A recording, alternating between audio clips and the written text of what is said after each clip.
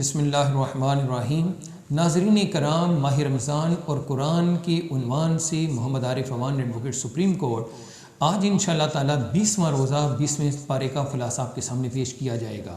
اس کا سٹارٹ اس بات سے ہوتا ہے creator of the universe, creator of the earth, creator of the heavens,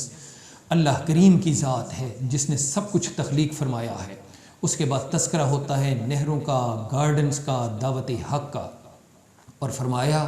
جب سور پھونکا جائے گا تو یہ سخت گیر ماؤنٹینز یہ بھی بادلوں کی طرح، کلاؤڈز کی طرح اڑتے پھر رہے ہوں گے، اور فرمایا نیکی اور بدی کا رزلٹ تم لوگ خود دیکھو گے۔ پھر اس کے بعد سورہ قصص جہاں سے سٹارٹ ہوتی ہے، ذکر موسیٰ علیہ السلام اور آپ کا دریا میں بہایا جانا، فرعون کے پاس پہنچنا، آپ کا کسی کا دودھ نہ پینا، ماں کو واپس لوٹایا جانا، موسیٰ علیہ السلام کا ینگ ہونا، اور اس کے بعد آپ کے ایک مکے سے ایک بندے کی ڈیتھ کا ہو جانا، پھر وہاں سے آپ کی مائیگریشن اور الٹیمیٹلی مدین میں پہنچنا، جہاں آپ نے دیکھا کہ مختلف لوگ اور ان کے جانور چشمے سے پانی خود بھی پی رہے ہیں اور ان کے کیٹلز وغیرہ بھی پی رہے ہیں۔ موسیٰ علیہ السلام نے جب ان معصوم بچیوں کو دیکھا، ان ویمن یا گرلز کو دیکھا کہ ان کے ساتھ زیادتی ہو رہی ہے، تو اللہ کا نبی آگے بڑھا اور ان معصوم لڑکیوں کو خود پانی پینے، استعمال ہونے اور اس کے بعد ان کے جانوروں کو پانی کے لیے بھی آفر آپ نے کی۔ انہوں نے یہ عجیب ماجرا دیکھا کہ آج تک تو اس معاشرے کے اندر کسی کے اندر یہ ہمت نہیں ہوئی، یا کسی کی نگاہ نے یہ دیکھا نہیں، یا دیکھ کے بھی اس نے سب کچھ نظر انداز کر دیا، کیونکہ اس معاشرے کے اندر بھی ہمارے والا رویہ تھا کہ امیروں اور رچ اور پاورفل لوگوں کے لیے علیحدہ اصول و قوانین تھے، اور غریبوں اور کمزور کے لیے علیحدہ قانون اور علیحدہ انصاف ہوا کرتا تھا۔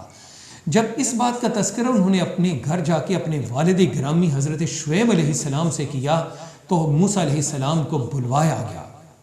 اور بلوانے کے بعد انہوں نے ان کی کافی تعریف بھی کی، اور الٹیمیٹلی موسیٰ علیہ السلام کو ایک جاب یہ بھی آفر کی گئی کہ آپ ہمارے ساتھ رہیں بطور گارڈ بھی، اور دیگر بھی ذمہ داریاں سنبھال لیں۔ قرآن مجید نے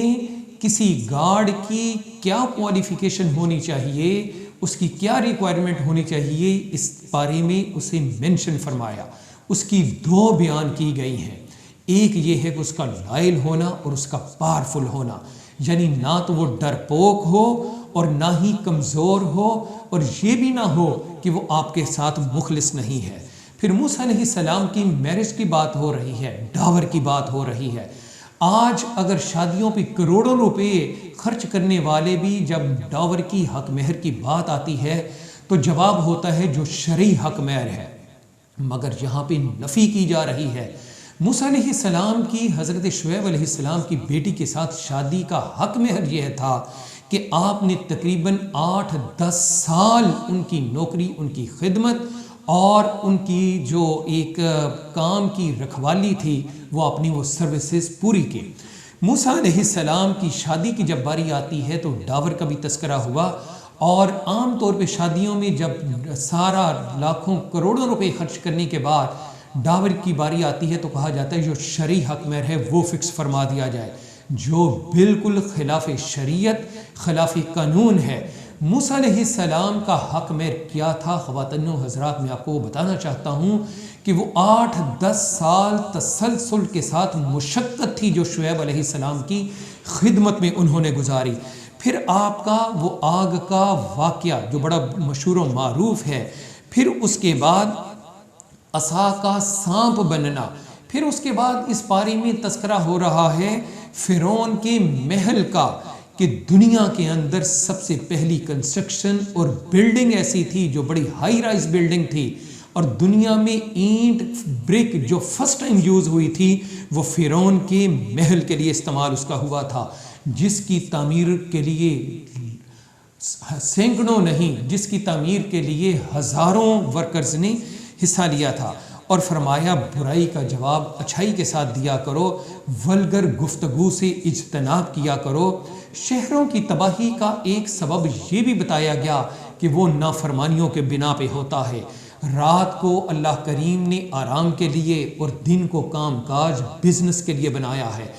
یہاں پہ خواتین و حضرات ہماری اطلاع کے لیے، ہمارے علم کے لیے یہ بھی مینشن کیا گیا اور ہماری ہدایت کے لیے اللہ کریم نے ذکر کیا کہ قارون کے خزانوں کی چابیاں پوری ایک جماعت اٹھایا کرتی تھی،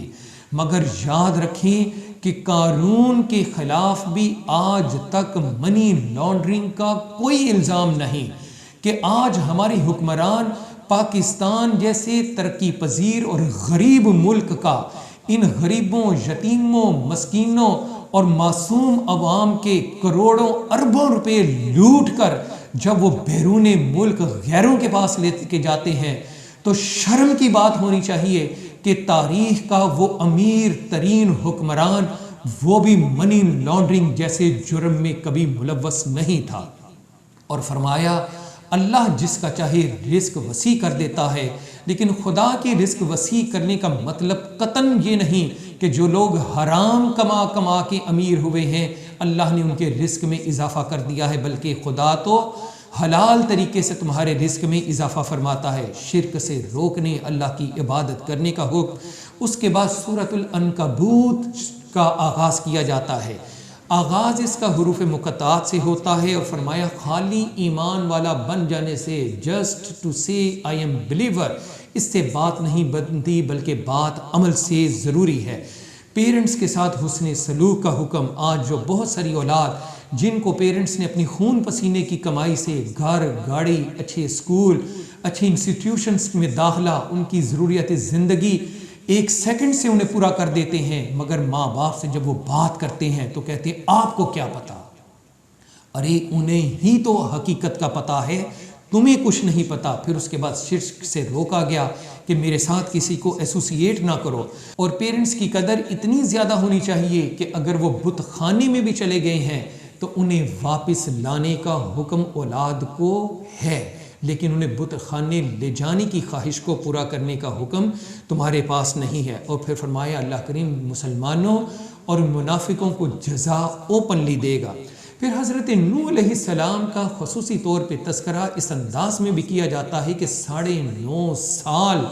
یعنی تقریباً 9.5 صدیاں آپ اپنی قوم کے درمیان میں موجود رہے۔ پھر وہ کشتی کا بنانا،